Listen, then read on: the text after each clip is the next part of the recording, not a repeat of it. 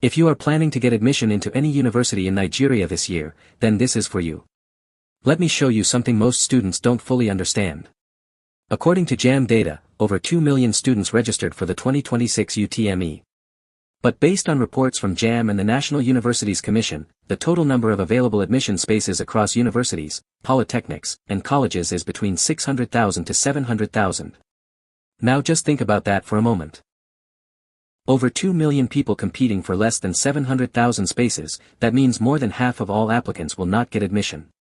Not necessarily because they failed, but because there is simply no space. And it gets even more interesting.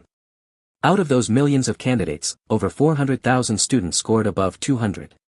So even if you score 200, or 220, or even higher, you are still competing with hundreds of thousands of students like you. Now let's bring it closer. Take a school like University of Ilorin for example. It receives over 50,000 applications, but can only admit around 12,000 students, so what happens to the remaining 30,000 to 40,000 students? This is where many people get confused, because they did what they were told, read hard, pass JAMB. But nobody really explained how the admission system works. The truth is, admission is not just about your score, it's also about how you position yourself within the system. For example, if a course like medicine and surgery or law has 3,000 applicants in a top-tier federal university and the department only has 200 slots available, then your chances are already limited from the beginning no matter how confident you feel.